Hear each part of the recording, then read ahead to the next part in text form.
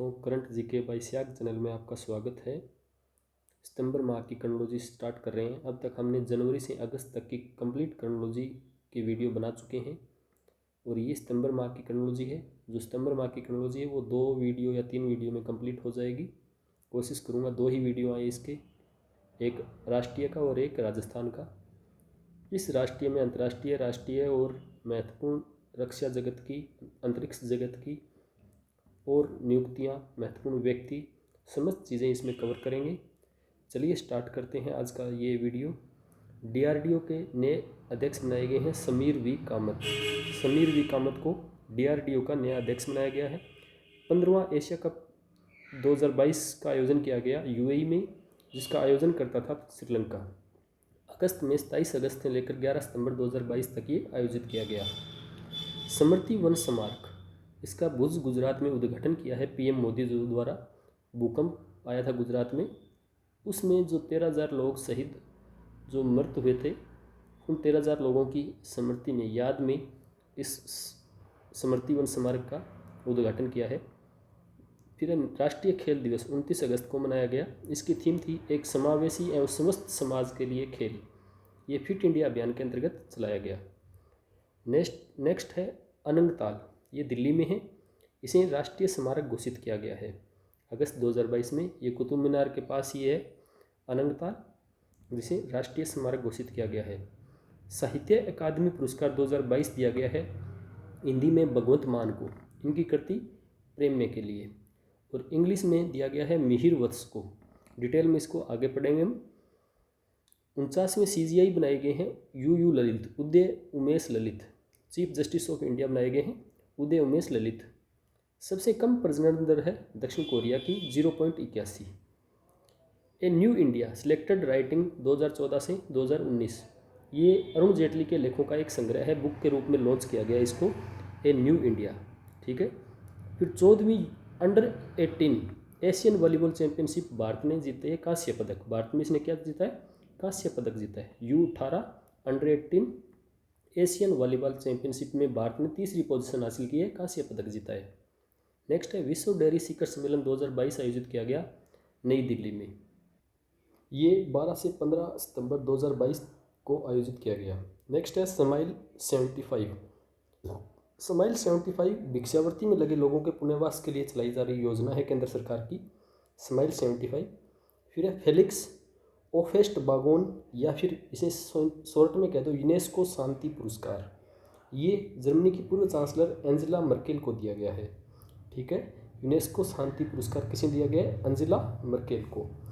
Under 20 विश्व cup कुश्ती championship जो बुल्गारिया में आयोजित की गई 15 से 21 अगस्त 2022 को, उसमें गोल्ड मेडल जीता है अंतिम पंघाल ने। ये पहली भारतीय महिला बनी है जिसने अंडर 20 गोल्ड मेडल जीता है कुश्ती में, अंतिम पंघाल। ठीक है। बहुत ही गौरवशाली बात है भारत के लिए, ऐसी महिला जिसने गोल्ड जीता है अंडर 20 में वर्ल्ड कप में। तो अंतिम पंघाल महिला है, वे ध्यान रखना। अंतिम महिलाओं को कहा जाता है, जब ज़्यादा लड़कियां होती है तो कहता है बस करो, अंतिम। तो अंतिम, इसीलिए इनका नाम अंतिम पड़ा था, लेकिन इन्होंने अपने माता पिता का नाम ऊंचा किया है, तो ये अंतिम पंघाल, याद रखना भाई। नेक्स्ट है 14 अगस्त को विभाजन विभीषिका स्मृति दिवस मनाया जाएगा। हमेशा 14 अगस्त को क्या मनाया जाएगा? विभाजन विभीषिका स्मृति दिवस। और 23वां इंडिया इंटरनेशनल सी फूड आयोजन किया जाएगा 2023 में कोलकाता में, फरवरी में 15 से 17 फरवरी। लंपी प्रोवेक वैक्सीन आ गई है गायों को लंपी से बचाने के लिए। 10 अगस्त 2022 को इसे लॉन्च किया गया है। गरबा को नामित किया गया है 2022 के लिए यूनेस्को की सांस्कृतिक सूची में शामिल किए जाने के लिए। और यूएफा यूरोपियन फुटबॉल महासंघ का सर्वश्रेष्ठ खिलाड़ी पुरस्कार दिया गया है करीम बेंजेमा और अलेक्सिया पुटेलेस को। करीम बेंजेमा और अलेक्सिया पुटेलेस को। फिर तिरंगा के आर्किटेक्ट जो थे पिंगली वेंकैया, इनकी 146वीं जयंती मनाई गई है। भारत सरकार ने इनकी याद में डाक टिकट भी जारी की है, एक स्मारक डाक टिकट भी जारी की गई। आपको याद रखना इनकी कौन सी जयंती मनाई गई अभी? पिंगली वेंकैया। इन्हें तिरंगे का आर्किटेक्ट, भारतीय तिरंगे का आर्किटेक्ट भी बोलते हैं। और तिरंगा उत्सव मनाया गया 2 अगस्त 2022 को। नेक्स्ट है वोस्तोक अभ्यास। इसे रूस में आयोजित किया गया एक सैन्य अभ्यास है जिसमें भारत, चीन, बेलारूस, मंगोलिया, तजाकिस्तान की सेनाएं भाग लेगी। अगस्त में वोस्तोक अभ्यास कहाँ आयोजित किया जा रहा है? रूस में। फिर है पादांग। पादांग क्या है भाई? पादांग सिंगापुर का 75वां राष्ट्रीय स्थल बना है। इसे 75वां राष्ट्रीय स्थल घोषित किया गया है। भारत के लिए इसलिए इम्पोर्टेंट है क्योंकि ये नेताजी सुभाष चंद्र बोस से संबंधित स्थल है। पादांग घास के मैदानी क्षेत्र है जिसको पादांग कहा गया है। नेक्स्ट है अंडर-20 सेफ फुटबॉल चैंपियनशिप। वो अंडर-20 कुश्ती चैंपियनशिप था, ये सेफ फुटबॉल चैंपियनशिप है जिसे भुवनेश्वर उड़ीसा में आयोजित किया गया, जिसका फाइनल भारत और बांग्लादेश के मध्य खेला गया। भारत ने इसमें पहला स्थान हासिल किया। नेक्स्ट है चिराग योजना। चिराग योजना हरियाणा की है। कमज़ोर आर्थिक बच्चों को शिक्षा से जोड़ने के लिए डॉक्टर वीके पॉल को मंकी पॉक्स टास्क फोर्स का नेतृत्व सौंपा गया है। नीति आयोग के सदस्य है डॉक्टर वीके पॉल। ये मंकी पॉक्स टास्क फोर्स बनाई गई है 5 सदस्यों की। नेक्स्ट है ग्रेप्पी डांस विली कप। ग्रेप्पी डांस विली कप जो भारत में फीडे का शतरंज टूर्नामेंट हुआ था, ठीक है, फीडे का शतरंज टूर्नामेंट हुआ था, उसमें भारत ने बेहतरीन प्रदर्शन किया। ओपन में और महिला वर्ग में दोनों में जब बेहतरीन प्रदर्शन कोई करता है तब उसको ये पुरस्कार दिया जाता है, ग्रेप्पी डांस विली कप। तो भारत को ये पुरस्कार मिला है, आपको ध्यान रखना है। अभी फीडे ने कौन सा कप आयोजित किया है? फीडे 44वां शतरंज ओलंपियाड आयोजित किया है भारत में, चेन्नई में, तो वहीं पर ये पुरस्कार भारत को मिला है। नेक्स्ट है स्पार्क। स्पार्क क्या है? इसरो का virtual space museum. Spark SPARK, spark virtual space museum है इसरो का। भारत वेस्ट इंडीज की T20 श्रृंखला हुई 4-1 से, जिसमें प्लेयर ऑफ द सीरीज रहे अर्शदीप सिंह, और भारत ने यह श्रृंखला जीत ली थी। नेक्स्ट है मनीषा कल्याण। मनीषा कल्याण भारत की पहली महिला युवा स्ट्राइकर है जो यूएफए महिला चैंपियनशिप लीग में खेल रही है। भारतीय फुटबॉलर, पहली महिला फुटबॉलर है मनीषा कल्याण जिसने यूएफए महिला चैंपियनशिप लीग में भाग लिया है। नेक्स्ट देखते हैं अंतर्राष्ट्रीय परिदृश्य, जिसमें भारत श्रीलंका। देखिए भारत ने श्रीलंका को हाल ही में ड्रोनियर समुद्री निगरानी विमान सौंपे हैं। इसके अलावा 15 सदस्यीय चालक दल को भी प्रशिक्षित किया है जो ड्रोनियर विमान को उड़ाने के सक्षम होंगे। 15 सदस्यीय चालक दल को ये समझौता हुआ था 2018 में, उसके तहत ये सौंपे हैं। हालांकि श्रीलंका के संबंध भारत के हाल ही में बिगड़े भी थे जब चाइना का एक अनुसंधान विमान आया था युवान वांग 5, इसे रुकने की अनुमति दी थी श्रीलंका ने, जिसकी वजह से भारत के साथ संबंध बिगड़े भी थे। इसके अलावा एक घटना और हुई थी, PNS तैमूर आया था पाकिस्तान का, चाइना से चला था जिसे पाकिस्तान जाना था। बांग्लादेश ने तो उसे मंजूरी नहीं दी रुकने की, लेकिन श्रीलंका ने उसे अपने यहाँ रुकने की मंजूरी दी, जिसके बाद काफ़ी विवाद भी हुआ था। तो ये भारत के श्रीलंका के संबंधों के लिए अच्छा नहीं था। तो इन 2 घटनाओं की वजह से भारत श्रीलंका के संबंधों में कड़वाहट भी आई थी। नेक्स्ट है मालदीव और भारत। मालदीव के राष्ट्रपति मोहम्मद सोलिह ने भारत का दौरा किया है 1 से 4 अगस्त 2022 को। इन्होंने भारत के साथ समझौता किया है मालदीव के 34 द्वीपों के विकास हेतु, और भारत ने इनको $10 करोड़ का अतिरिक्त ऋण सुविधा भी प्रदान की है। इसके अलावा 6 अन्य समझौते भी हुए, क्षमता निर्माण का, साइबर का, आपदा प्रबंधन का। तो इस प्रकार कई समझौते भी इस समय संपन्न किए गए। आपको ध्यान रखना है मालदीव के राष्ट्रपति मोहम्मद सोलिह और 34 द्वीपों का विकास, $10 करोड़ की सहायता, क्षमता निर्माण, साइबर, आपदा प्रबंधन के अन्य समझौते। नेक्स्ट है स्वच्छ व स्वस्थ पर्यावरण। यूएन द्वारा महासभा द्वारा स्वच्छ व स्वस्थ पर्यावरण को सार्वजनिक मानवाधिकार घोषित किया गया 28 जुलाई 2022 को। भारत ने भी इस मानवाधिकार पर सहमति जताई है, लेकिन उसका एक प्रस्ताव जो था उससे खुद को अलग कर लिया था। तो आपको यह ध्यान रखना है, यूएन महासभा द्वारा किसको मानवाधिकार घोषित किया गया है? स्वच्छ व स्वस्थ पर्यावरण को। नैन्सी पेलोसी ने ताइवान की यात्रा की, जिसके कारण अंतर्राष्ट्रीय जगत में काफ़ी तनाव पैदा हुआ। Nancy Pelosi US house of representative speaker है, अर्थात US के 2 सदन होते हैं, जिसमें संसद के हमारे 2 सदन है, लोकसभा राज्यसभा, वहीं पर एक है सीनेट और एक है हाउस ऑफ रिप्रेजेंटेटिव अर्थात प्रतिनिधि सभा, हिंदी में बोले थे प्रतिनिधि सभा। तो प्रतिनिधि सभा जो है उसकी अध्यक्ष हैं नैन्सी पेलोसी, और इस नैन्सी पेलोसी ने जब ताइवान का दौरा किया तो चाइना काफ़ी नाराज़ हुआ। और ये 52वीं स्पीकर है, पहली महिला स्पीकर भी है यूएस की, और इनका चौथा कार्यकाल है इस बार। इन्होंने चाइना का जब दौरा ताइवान का जब दौरा किया तो चाइना इनसे नाराज़ हुआ और चाइना ने समुद्र में ताइवान को घेर कर युद्धाभ्यास भी किया, लाइव फायरिंग भी की थी। तो जिसके कारण ताइवान और चाइना के संबंध, यूएस और चाइना के संबंधों में काफ़ी कड़वाहट भी आई थी और काफ़ी दिनों तक ये विवाद गरमाया भी रहा था। नेक्स्ट है पडांग। पडांग सिंगापुर का 75वां राष्ट्रीय स्मारक बना है। पडांग मैदान को कहते हैं, मलय भाषा का शब्द है पडांग। ये भारत के लिए इसलिए इम्पोर्टेंट है क्योंकि पडांग से ही नेताजी सुभाष चंद्र बोस ने दिल्ली चलो का नारा दिया था 1943 में, सिंगापुर से। नेक्स्ट है वैश्विक शांति के लिए मैक्सिको ने 3 सदस्यीय आयोग का प्रस्ताव दिया है, जिसमें यूएनओ के महासचिव एंटोनियो गुटेरेस रहेंगे, पोप फ्रांसिस रहेंगे और नरेंद्र मोदी रहेंगे। इन तीनों को नेताओं के 3 सदस्यीय आयोग बनाया जाएगा, ऐसा सुझाव दिया है मैक्सिको के प्रेसिडेंट आंद्रे मैनुअल लोपेज ने। ठीक है, आंद्रे मैनुअल लोपेज ने। फिर खाद्य महंगाई में श्रीलंका शीर्ष पर है, शीर्ष 5 में आ गया है और शीर्ष पर है लेबनान। सोमालिया की राजधानी क्या है? मोगादिशु। प्रथम हाइड्रोजन ट्रेन सेवा चलाई जा रही है जर्मनी में 24 अगस्त 2022 को। हाइड्रोजन फ्यूल जो है वो भविष्य का ईंधन बोला जाता है इसे। तो भारत भी काफ़ी तरक्की कर रहा है। जोरहाट में इन्होंने एक संयंत्र स्थापित किया है, हाइड्रोजन सेल के लिए अनुसंधान संयंत्र स्थापित किया है। और इसी तरह भारत भी काफ़ी प्रगति कर रहा है हाइड्रोजन में। तो हाइड्रोजन बस भी यहाँ पर चल रही है। हाइड्रोजन से संबंधित खबरें इंपॉर्टेंट रहने वाली आने वाले समय में, क्योंकि हाइड्रोजन भविष्य का ईंधन है। नेक्स्ट है माहवारी उत्पाद कानून लागू करने वाला प्रथम देश क्या है? स्कॉटलैंड।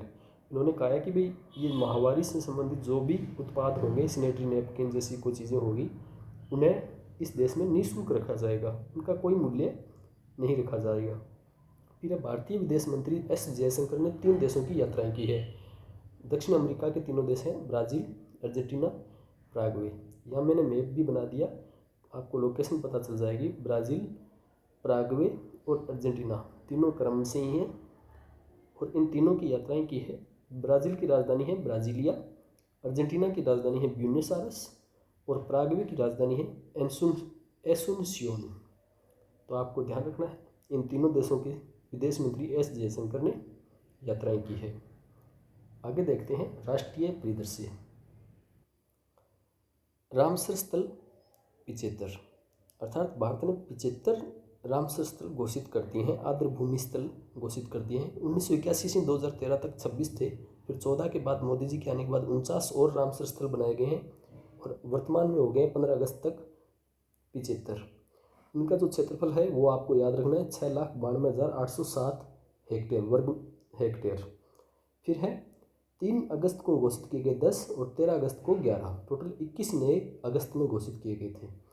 अब 75 को मिलाकर अगर हम देखें तो तमिलनाडु में सर्वाधिक हो जाते हैं 14, यूपी में 10 हो जाते हैं, उड़ीसा और पंजाब में 6 और राजस्थान में कितने हैं? 2 हैं। राजस्थान के साथ हरियाणा में भी 2 है, वेस्ट बंगाल में भी 2 है।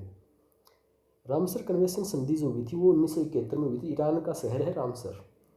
आर्द्रभूमि संरक्षण के लिए भारत द्वारा हस्ताक्षर कब किए गए? 1 फरवरी 1982 को हस्ताक्षर किए गए। नेक्स्ट है 76वां स्वतंत्रता दिवस मनाया गया। अभी जो हम आज़ादी का अमृत महोत्सव मना रहे हैं, तो हमारा ये 75 वर्ष हमने पूर्ण कर लिए हैं, 76वें वर्ष में प्रवेश कर चुके हैं। मोदी जी ने 9वीं बार तिरंगा फहराया, नेहरू जी ने अब तक 17 बार फहराया है, इंदिरा जी ने 16 बार, मनमोहन सिंह जी ने 10 बार। तो मोदी जी चौथे प्रधानमंत्री हैं जिन्होंने 9वीं बार तिरंगा फहराया है। इस अवसर पर हमारे यहाँ तोपों की सलामी दी जाती है। तो पहली बार ऐसा हुआ है कि हमने आत्मनिर्भर भारत अभियान के तहत स्वदेशी तोपों की सलामी दी है, अन्यथा हम विदेशी तोपें सलामी में भी यूज़ कर रहे थे। पहली बार ATAGS जो तोप है, ATAGS स्वदेशी होवित्ज़र तोप, इनका पूरा नाम है advanced towed artillery gun system, इससे हमने सलामी दी थी। 21 तोपों की सलामी होती है। फिर आज़ादी का अमृत महोत्सव जो जिसके तहत विभिन्न कार्यक्रम आयोजित किए जा रहे हैं, उसकी शुरुआत हुई थी 12 मार्च 2021 को। बहुत ही इंपॉर्टेंट है, कभी ना कभी पूछा जाएगा अभी करंट के एग्ज़ाम में कभी भी। 12 मार्च 2021 को शुरुआत हुई थी आज़ादी के अमृत महोत्सव की।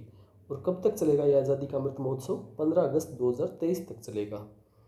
इसके तहत 5 संकल्प या 5 महत्वपूर्ण पॉइंट निर्धारित किए गए हैं: स्वतंत्रता, विचार, संकल्प, कार्य और उपलब्धियाँ। इन 5 की पॉइंट से कार्य किए जाएंगे जितने भी। फिर हमने हर घर तिरंगा अभियान भी चला रखा है। 13 से 15 अगस्त चलाया गया था, ये 2 दिन का। 13 से 15 अगस्त 3 दिन का, 13 से 15। इसके तहत हमने भारत के हर घर के ऊपर तिरंगा फहराया था। फिर स्पेस किड्स इंडिया अभियान चलाया था। स्पेस किड्स इंडिया एक NGO है जिसने अंतरिक्ष में 30 किलोमीटर ऊंचाई पर हॉट एयर बैलून से तिरंगा फहराया था। ठीक है, ये स्पेस किड्स इंडिया द्वारा ये तिरंगा फहराया गया था। ये अंतरिक्ष विज्ञान में बच्चों को जागरूक करने के लिए काम करने वाली एक NGO है। नेक्स्ट है VK Paul task force. Monkey pox का 5 सदस्यीय टास्क फोर्स का अध्यक्ष इन्हें बनाया गया है। मंकी पॉक्स का पहला मामला भारत में 13 जुलाई 2022 को आया था केरल में। नेक्स्ट है जगदीप धनखड़।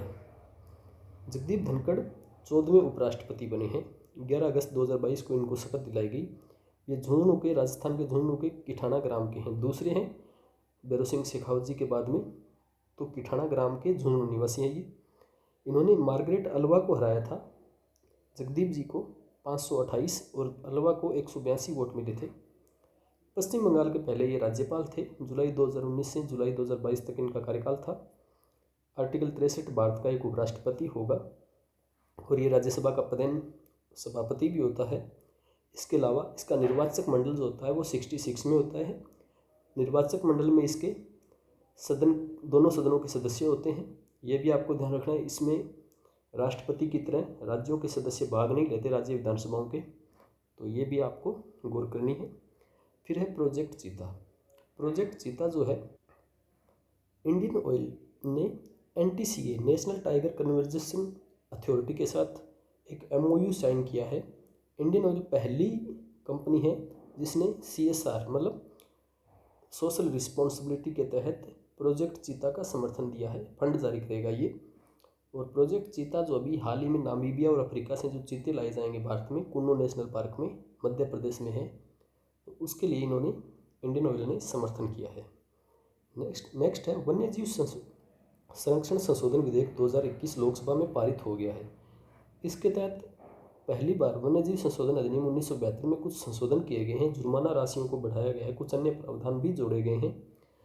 तो जो जुर्माना 25,000 था उनको 1 लाख किया है, जो 10,000 था उसको 25,000 कर दिया है। तो इसके तहत कुछ जुर्माना राशि को बढ़ाया गया है समय के अनुकूल। नेक्स्ट है लंगट सिंह कॉलेज की astronomy lab. Langat Singh college की एस्ट्रोनॉमी लैब यूनेस्को की विरासत सूची में शामिल हुई है। ये लंगट सिंह कॉलेज कहाँ है? मुजफ्फरपुर, बिहार में। ये लैब जो है वो 106 वर्ष पुरानी है, जिसे 1916 में स्थापित किया गया है। इसे यूनेस्को की विरासत सूची में शामिल किया गया है। सबसे बड़ा तैरता सोलर पावर प्लांट कहाँ पर स्थापित किया जाएगा? खंडवा, मध्य प्रदेश में। फ्लोटिंग सोलर पावर है ये, खंडवा में स्थापित किया जाएगा। ओंकारेश्वर बांध पर, नर्मदा नदी के ऊपर बना हुआ है ओंकारेश्वर बांध, वहाँ पर 600 मेगावाट का होगा ये। ठीक है, 600 मेगावाट का। बिहार में नीतीश कुमार जी की दोबारा सरकार बनी है। कांग्रेस और JDU RJD ने मिलकर बनाई है। BJP से अलग हो गई है नीतीश सरकार, तो दोबारा उन्होंने मुख्यमंत्री पद की शपथ ली है 8वीं बार। अब इनका समर्थन जो विधायकों का है वो 164 MLA का है। JDU RJD नीतीश लालू यादव जी की पार्टी, कांग्रेस और CPI माले, CPI-M, CPI इन्होंने समर्थन दिया है। एक जीतन राम मांझी जी की हम पार्टी जो है उसने भी समर्थन दिया है। नेक्स्ट है ड्रोन विकास हेतु सेना ने DFI से समझौता किया है। DFI है drone federation of India. Bharat को आत्मनिर्भर बनाने के लिए ड्रोन टेक्नोलॉजी में इन्होंने एक कार्यक्रम लॉन्च किया है। आर्मी डिज़ाइन ब्यूरो और ड्रोन फेडरेशन ऑफ इंडिया ने यह समझौता संपन्न किया है 8 अगस्त 2022 को। सुप्रीम कोर्ट की लाइव स्ट्रीमिंग की गई पहली बार 26 अगस्त 2022 को। इस दिन जो NV रमन्ना थे वो उनका अंतिम दिन था। इस दिन ये प्रोग्राम लॉन्च किया गया 26 अगस्त 2022 को। ऐसा करने वाला पहला हाईकोर्ट जो था वो गुजरात था, जिसने जुलाई 2022 में लाइव स्ट्रीमिंग स्टार्ट कर दी थी। नेक्स्ट है हर घर जल प्रमाणित राज्य। ये बना है गोवा, और केंद्र शासित प्रदेश बना है Dadar Nagar Haveli and Daman and Diu. जल जीवन मिशन जो है वो 15 अगस्त 2019 को लॉन्च किया गया था, जिसका लक्ष्य क्या है, 2024 तक प्रत्येक ग्रामीण परिवार के लिए नियमित व दीर्घकालीन आधार पर पर्याप्त जल आपूर्ति सुनिश्चित करना। नेक्स्ट है गति शक्ति विश्वविद्यालय।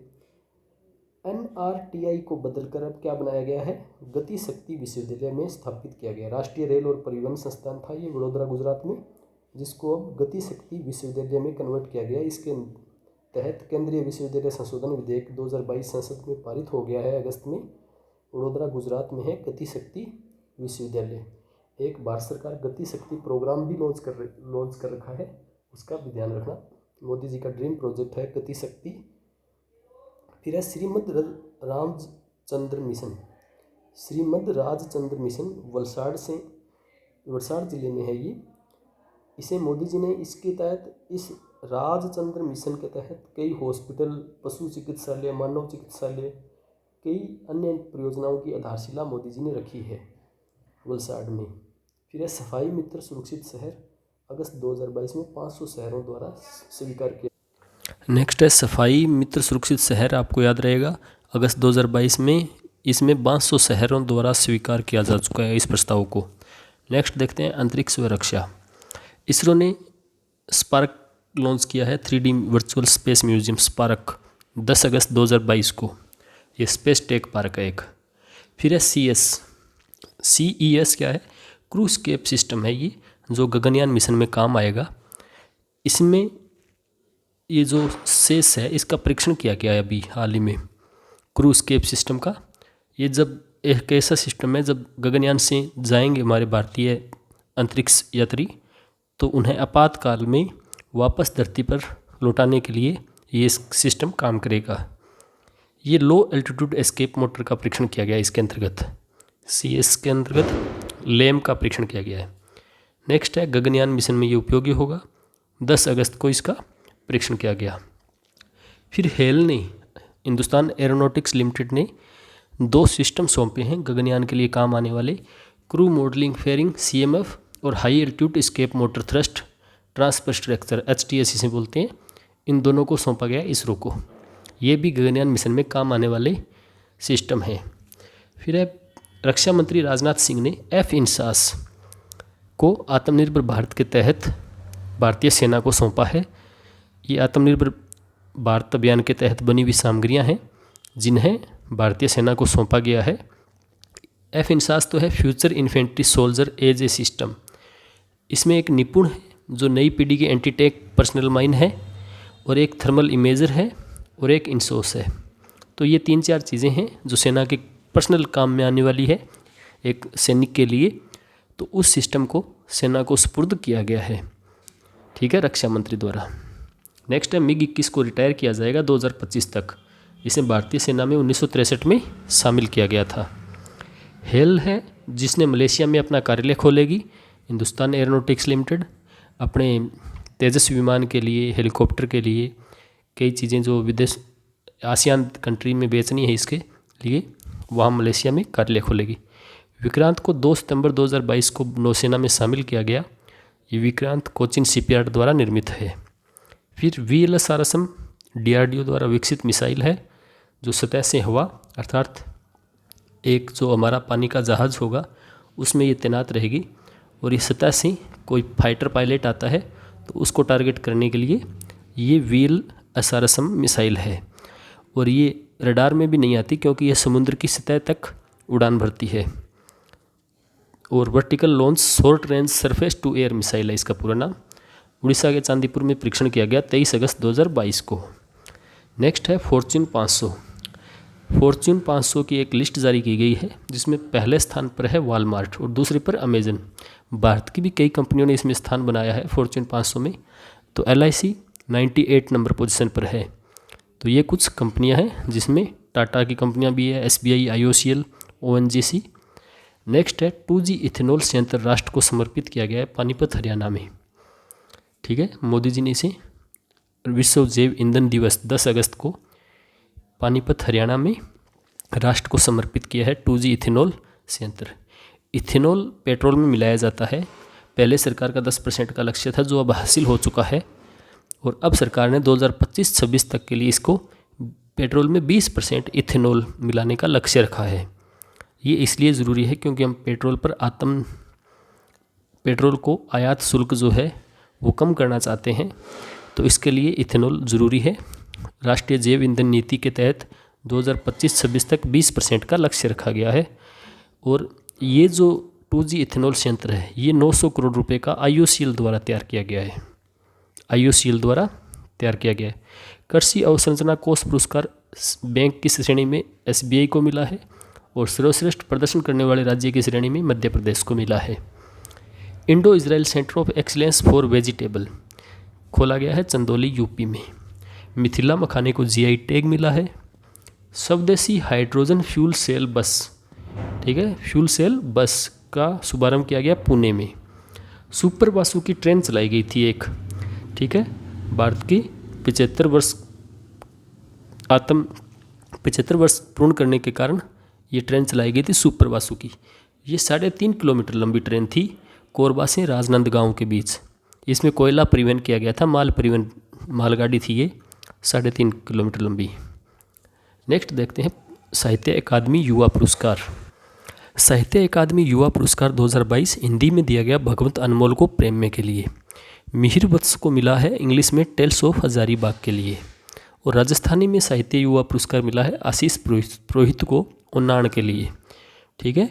तो ये ऐसे याद रखना, पुरोहित जी ओनाण करते हैं, पुरोहित जी ओनाण। और फिर है साहित्य अकादमी बाल साहित्य पुरस्कार, तो हिंदी में क्षमा शर्मा को मिला है क्षमा शर्मा की चुनिंदा बाल कहानियों के लिए।